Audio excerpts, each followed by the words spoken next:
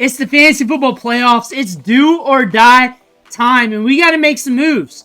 We got to strategize. We got to do what's best for our team. We got to look around the playoff bracket, see what some of these teams are missing at, and what they have to pick up off the waiver wire that could potentially impact us down the line. And if they're hurting at the wide receiver spot, some of these guys might be looking at Marquise Hollywood Brown as a pickup, as a desperation move compared to some of the other wide receivers on the waiver wire. Also really depends on how deep your league is.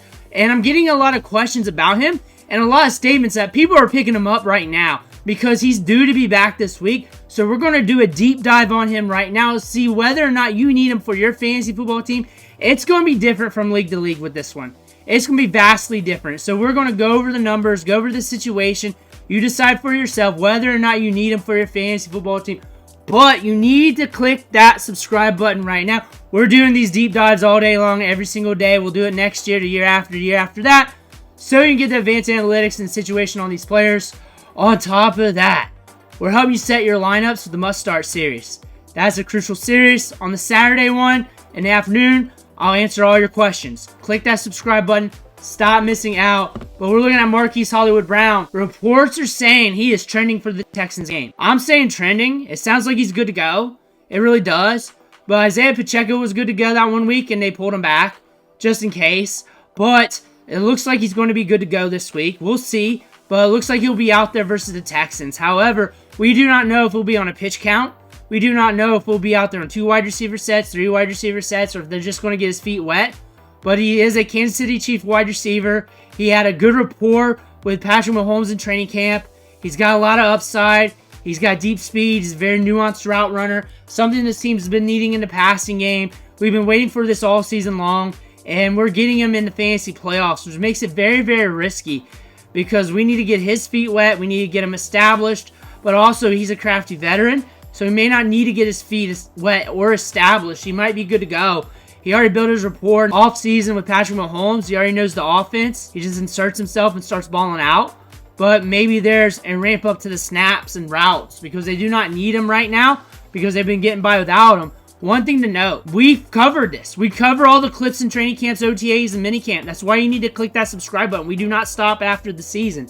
We look at a lot of clips here. The practice clips. I got some on Patrick Mahomes. We're going to take a look at him later today. He was catching rockets from Patrick Mahomes in the offseason. Minicamps, OTAs, training camp, they were looking good. He's building a rapport real quick with his team.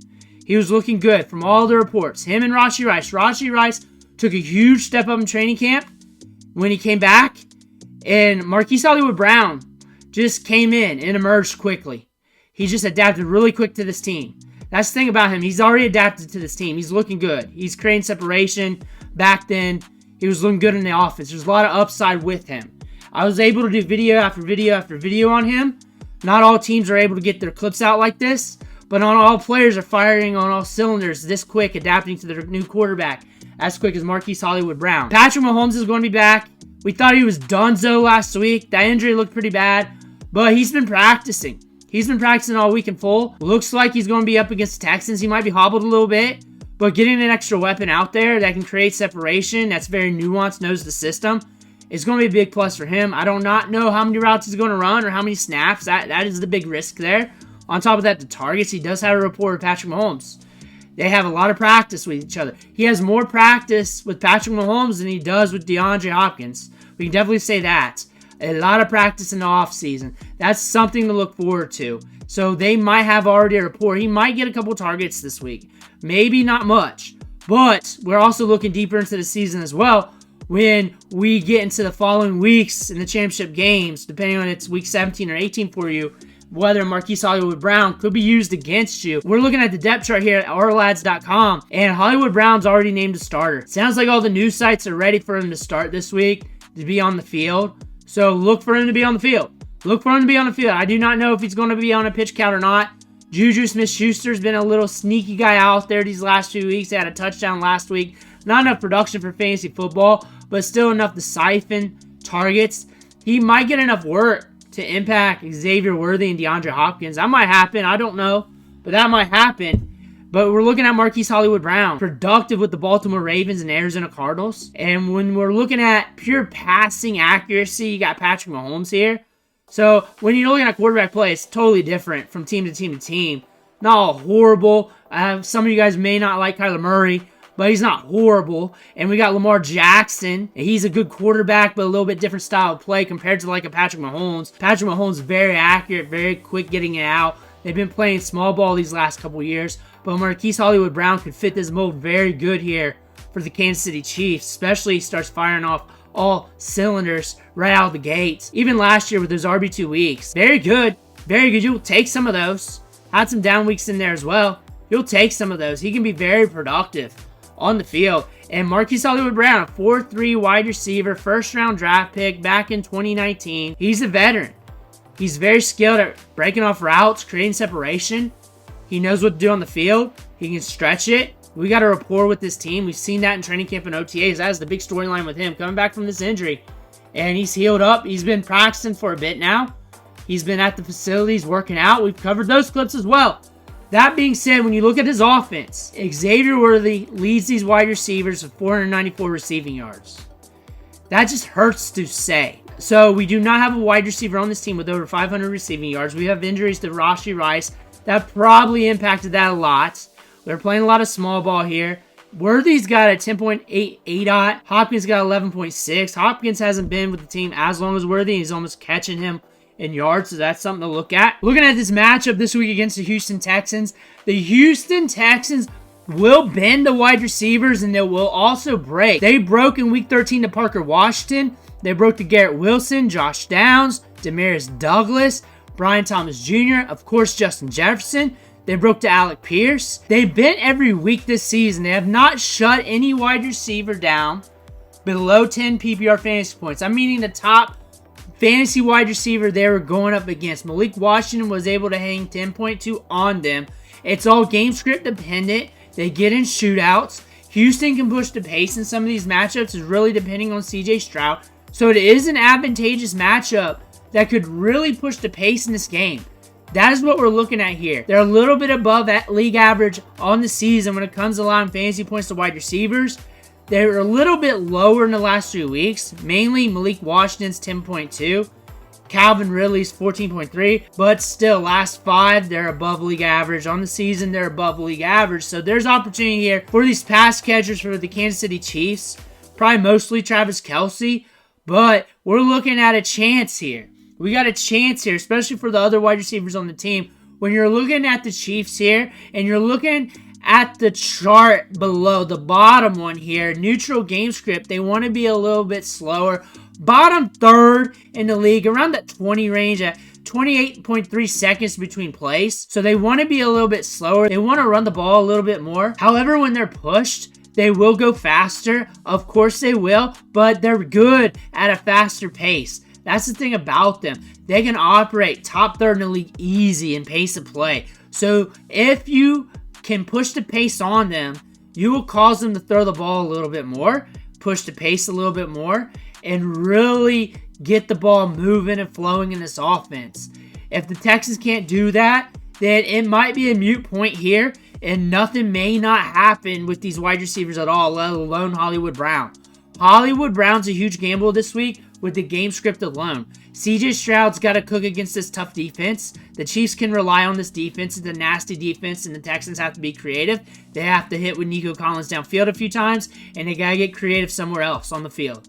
Whether it's Bobby Trees getting it done, Dalton Schultz getting a couple extra targets, Joe Mixon getting something out of the flat. They got to do something a little bit different against this defense. That's what a lot of different teams are doing against this defense. That being said, they got to get the pace pushed so we can get more plays ran in this game.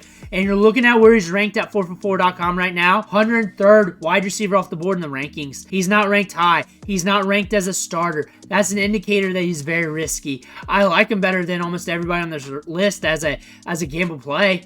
I kind of do like that. He's a good gamble play for the week. I mean, if you really think outside the box on that.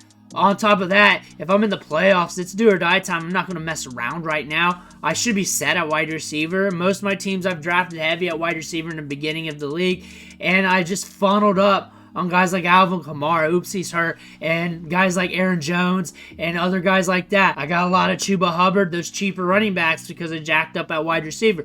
That being said, you're looking at a guy like Hollywood Brown. You want to look at the rosters in your playoff bracket, who's hurting at wide receiver, who's probably going to think about making this pickup, because this is a very good wide receiver. When you look at the talent level of him versus all the other wide receivers on this list, one of these names don't look like the others. That being said, he could surprise us this week, next week, or something like that. Make sure you got your running back stashes in order. If I got Kyron Williams, I got Blake Corum. If I got Saquon Barkley, I got Kenneth Gainwell. I got my handcuff loaded. I got my stashes loaded at running back. And now I can really look at these spots and see if I can make this move. If I can't make this move, because I'm still using these roster spots on my bench to move around for my lineups here and there, then I'm not doing it. But if these are role players that are not getting work in my fantasy football lineups, then I might make this move. So this guy over here can't take this gamble on Hollywood Brown, and I got to force him to start a wide receiver that's a lot more iffier. And we're on different leagues here. So maybe you're in a deeper league, 16-team, 18-team, 22-team leagues. I'm in leagues where I'm drafting high school kids in February. We're drafting like 70 rounds every year in February, and we're just picking up random dudes off 24/7 Sports who have 0 stars and stuff like that. We're all in different leagues here, so not everything's going to be for you. Some of these might be for these guys in different leagues. Some of you guys are in shallower leagues that this does not pertain to you. Your traditional 12-man league, it's going to be a little bit harder, but you do have to look at the rosters of your opponents and see where they're weak at and try to be defensive one way or another. Not just Hollywood Brown, but at the running back position. You don't like Jerome Ford, but you do not want Jerome Ford scoring 10 fantasy points against you when they could be starting a backup running back who's getting like 5 to 8 and only touching the ball like 3 or 4 times. That's what I'm talking about in these videos. That's why you may not need him. It's really dependent on your league, your situation, your bracket, the rosters in your league. You have to look at that. On top of that, you may not absolutely need him, but you may need to hoard him. You may need to look at those rosters, see what's going on with those teams, see where they're weak at. You got to be defensive this part of the year. Let me know what you think in the comments below. Make sure to hit that subscribe button on the way out. Thank you for watching. Catch you on the next video.